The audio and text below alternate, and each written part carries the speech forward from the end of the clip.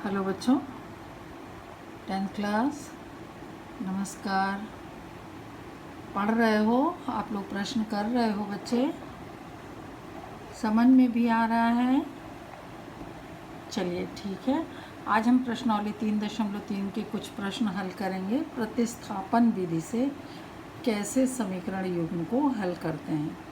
तीनों विधियां आपको आनी चाहिए। जोन सी विधि जहां आपको आसान लगे आप वो लगा दीजिए।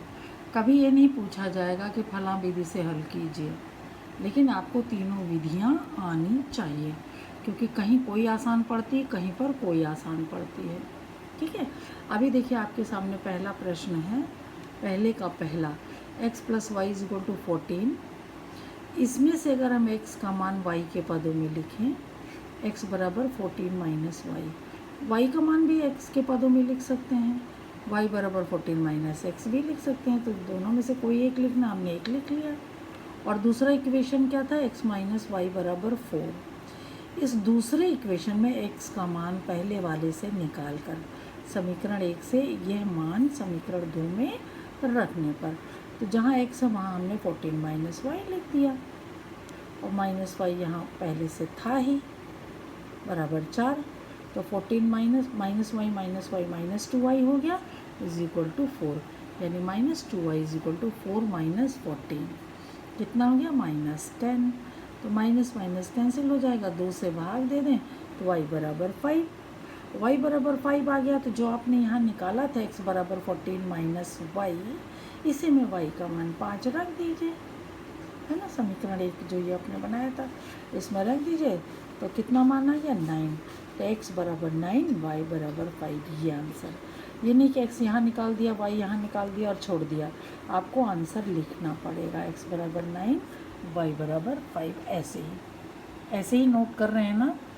दोनों तरफ बॉर्डर लाइन अगर नहीं हो तो खींचिए, और थोड़ा इसको ज़्यादा स्पेस दीजिए, क्योंकि यहाँ पर कुछ कुछ काम आपको करने पड़ सकते हैं। ठीक है। इसी तरह ये देखो दूसरा प्रश्न, s - t = 3 पहला है, और s/3 + t/2 = 6 ये दूसरा है। तो यहाँ पर प्रतिस्थापन लगाने से पहले एक काम हम कर लेते हैं कि समीकरण 2 को ज़रा सिंप्लीफाई कर लेते हैं। सिंप्लीफाई करने का मतलब ये जो अंश हर रहता है ये थोड़ा गड़बड़ करता है, तो ये हम चाहते हैं कि यहाँ से 3 और 2 हट जाए अंश से, हर से।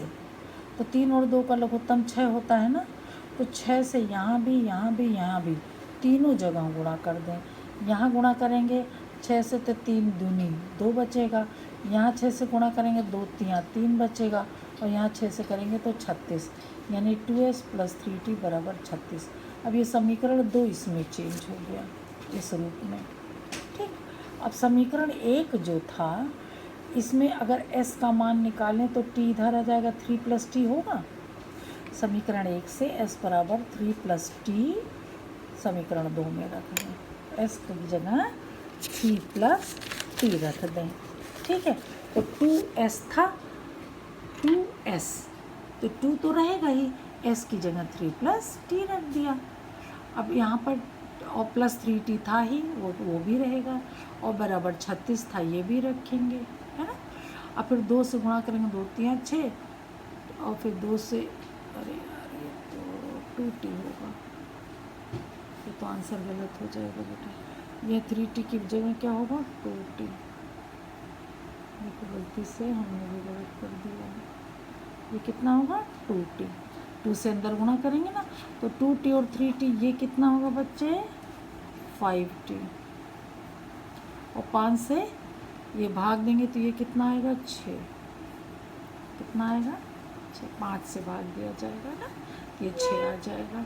अब एक में एक से क्या, एक कितना था, s = 3 + t था, तो t की जगह यहाँ क्या रखेंगे, 6, और ये 6, तो ये कितना आएगा, 9।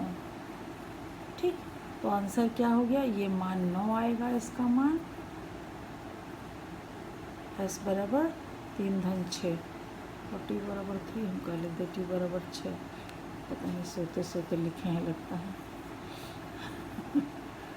ये 6 मान आएगा बच्चा, और ये कितना आएगा, 9। इसको तुम करेक्ट कर लेना, हम करेक्ट करके भेजेंगे। ठीक है। देखो बताने में यही थोड़ा सा सावधानी हो जाती है ना। चल थर्ड वाला क्वेश्चन देखो, 3x माइनस वाई बराबर 3, 9x माइनस 3y बराबर 9। क्या करेंगे, यहाँ से y का मान या x का मान निकालेंगे। समीकरण ये था ना, माइनस y का मान निकालेंगे, जिसका गुणांक 1 हो उसी का मान निकालने की कोशिश करते हैं, है ना। तो यहाँ माइनस वाई बराबर, ये इधर जाएगा तो 3 माइनस 3x हो जाएगा, और फिर माइनस से गुणा कर दें तो यहाँ माइनस हो जाएगा, यहाँ प्लस, और ये कितना हो जाएगा प्लस। y बराबर -3 + 3x, ये कहाँ मान रखेंगे, समीकरण 2 में। ये मान समीकरण 2 में रखने पर, तो ये 9x था, 9x माइनस 3, y की जगह -3 + 3x मान ये रखेंगे, और बराबर कितना है 9। अब अंदर ये गुणा करेंगे तो 3 3 9 हो जाएगा, ये माइनस और प्लस माइनस 9x हो जाएगा, ये कट गया, 9 बराबर 9। तो x तो सारा कैंसिल हो गया, यहाँ पर a1/a2 b1/b2 c1/c2, ये तीनों बराबर, यहीं देखने से पता चल रहा है x तो सारा कैंसिल हो गया, मान ही नहीं आया। अगर x का कोई मान आता तब यहाँ रखते, तब तो y का मान आता, तो ये तो कैंसिल हो गया, 9 बराबर 9 आ गया। इसका मतलब क्या है, यहाँ पर देखो a1/a2 1/3 है, ये भी 1/3, ये 1, रेखाएं समपाती हैं, अनंत हल है, मतलब यहाँ पर हल संभव नहीं निकल पाया। ठीक है, नेक्स्ट इस क्वेश्चन में देखिए, इस क्वेश्चन में दशमलव है, दशमलव से अगर आपको दिक्कत है तो दशमलव बाद 1 अंक है ना सब में, देखो यहाँ भी दशमलव बाद कितने अंक है, 1 है, तो 10 से यहाँ भी गुणा कर दें, 10 से यहाँ भी गुणा कर, दोनों समीकरणों में दोनों तरफ 10 से गुणा करने पर, क्यों गुणा कर रहे हैं, दशमलव हटाने के लिए। तो 10 से गुणा किया तो ये 2 हो जाएगा, ये 3 हो जाएगा, ये 13 हो जाएगा, ये 4, ये 5, ये 23।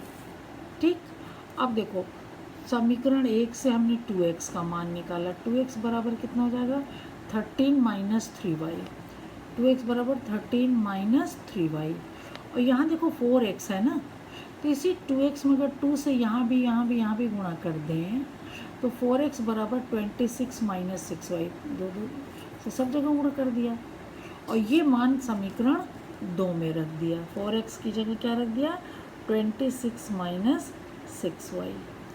ठीक है, और ये 5y था ये। अब इसके बाद 26 माइनस 6y प्लस 5y बराबर 23, 6 में से 5 घटेगा 1 आएगा, लेकिन इसका चिन्ह ऋण है, इसलिए यहाँ पर क्या होगा, ऋण होगा।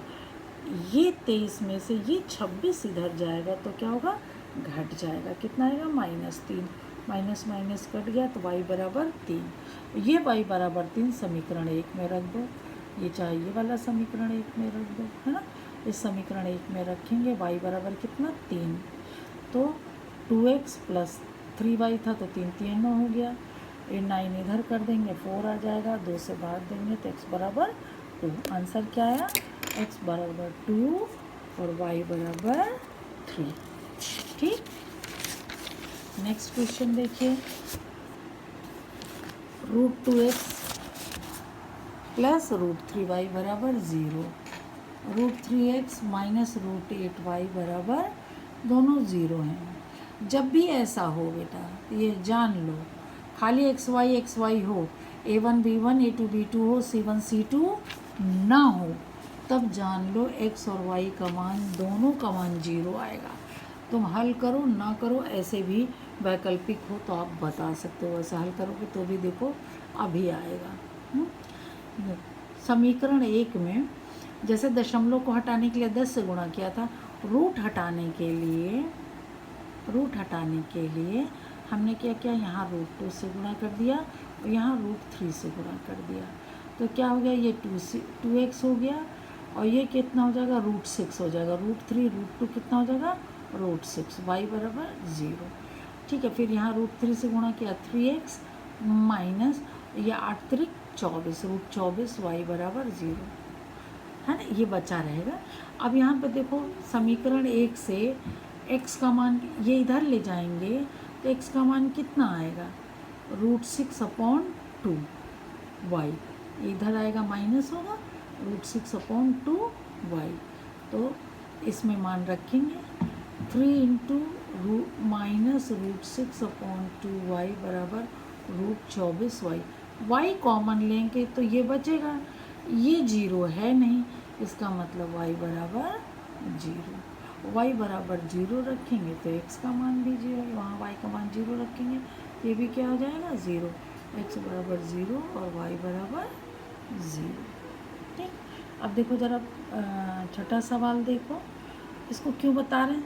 देखो, हर में जब भी कुछ अंक हों तो उन अंकों का लघुत्तम निकाल कर पूरे में पहले तो गुणा कर दें। पहले तो नीचे वाले को साफ करो, ठीक है, सरल बनाते हैं। तो 3 दूनी 6, इसमें भी यहाँ पर भी 3 और 2 है और यहाँ 6 है, तो 6 से गुणा करेंगे तो ये तीनों हट जाएगा।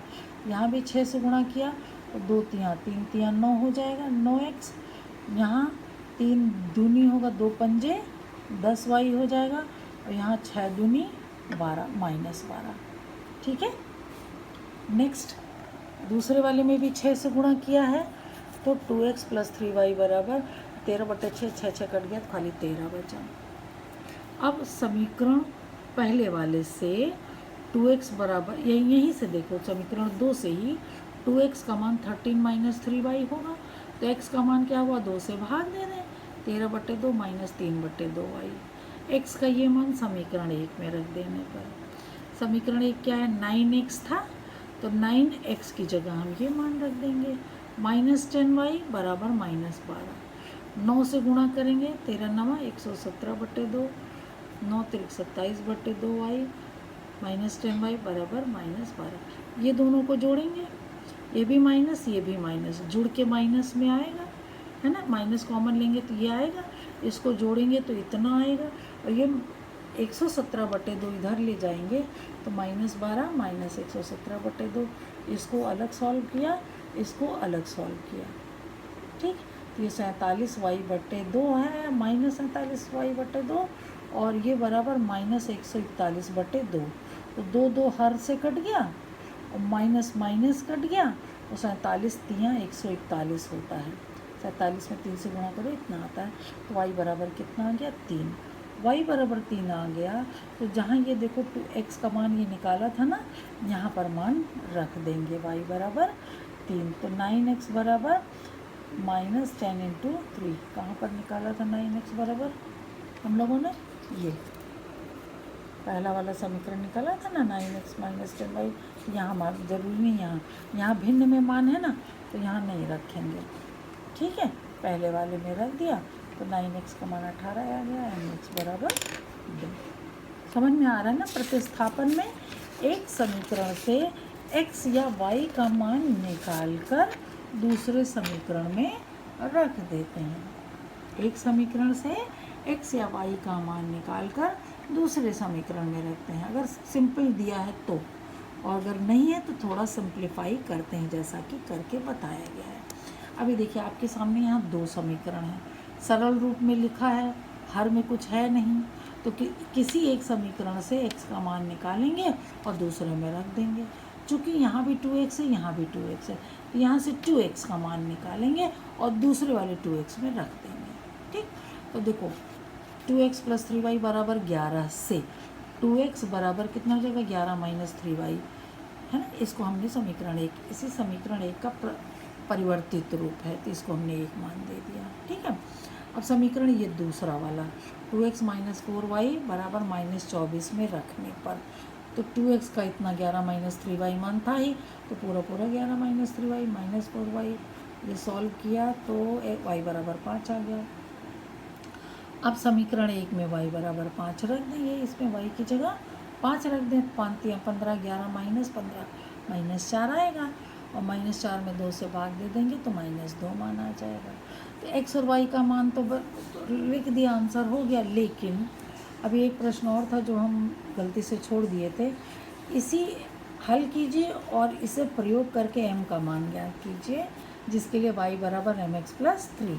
तो x और y का मान आया ही है, y बराबर mx + 3 में x और y का जब मान हम रख देंगे तो m का मान सॉल्व होकर -1 आ गया। m का मान सॉल्व होके x की जगह हम लोगों ने -2 रखा और y की जगह 5 रखा, है ना।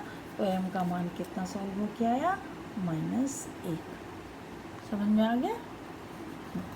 नेक्स्ट निम्न समस्याओं में रैखिक समीकरण युग्म बनाइए और उनके हल प्रतिस्थापन विधि द्वारा ज्ञात कीजिए। अभी आपको समीकरण नहीं दिया है, समस्याएं दी हैं, उसको आपको क्या करना है, समीकरण बनाना है।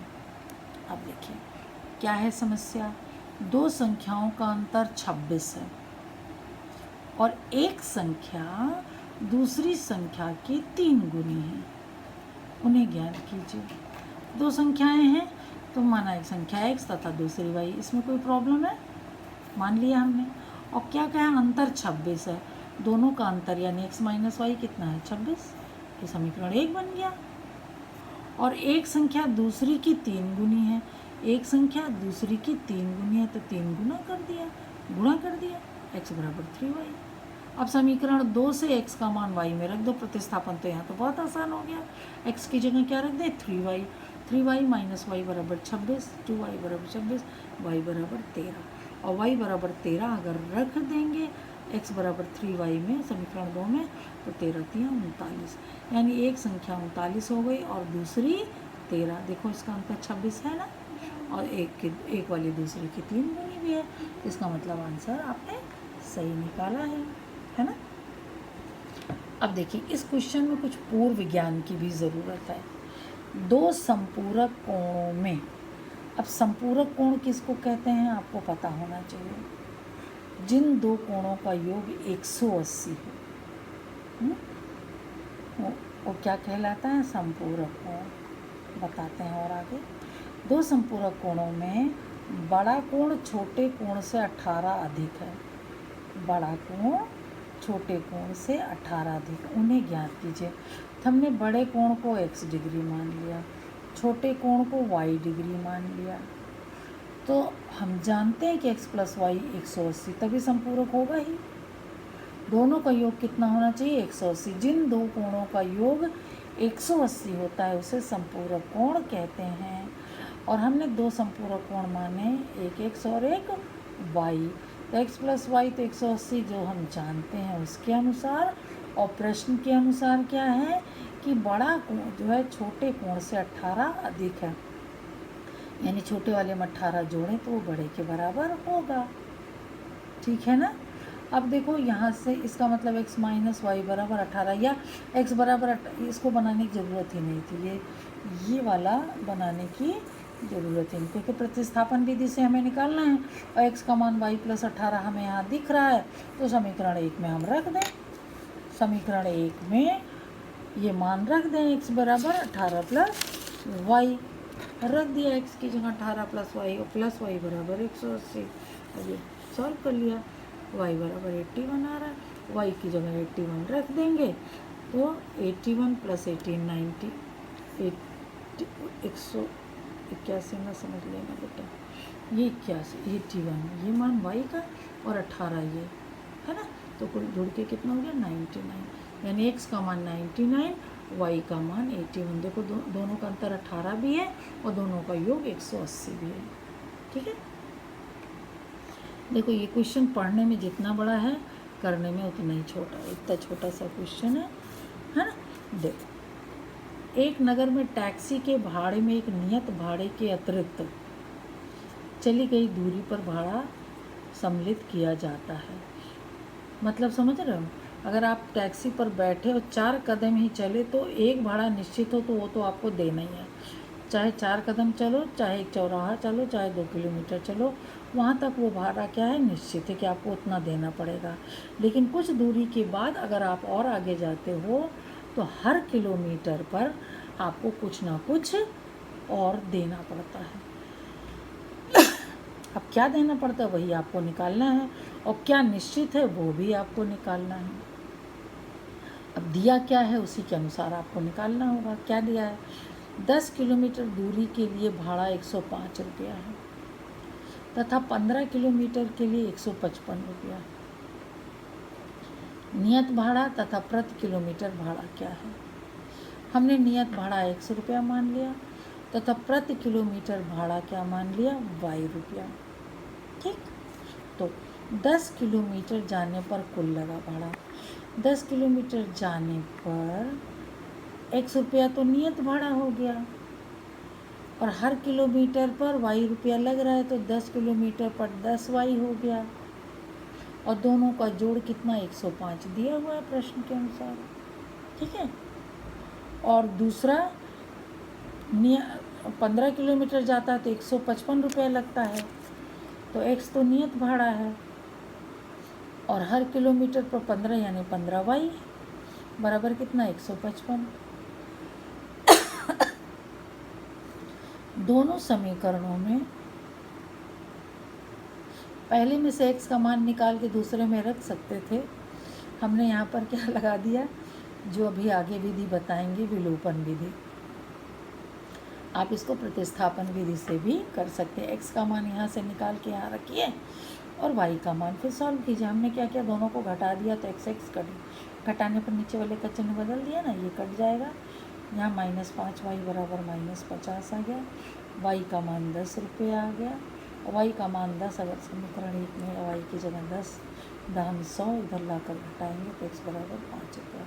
नियत भाड़ा तो 5 रुपया है, और हर किलोमीटर पर उसका 10 रुपये और लग रहा है। ठीक है। अगला क्वेश्चन देखिए। यदि अगला क्वेश्चन बाद में कराएं क्योंकि टाइम ज़्यादा हो रहा है बेटा, तो अगला क्वेश्चन हम 5वां बाद में कराएंगे। अभी आज के लिए इतना ही बस। ओके बेटा, थैंक यू।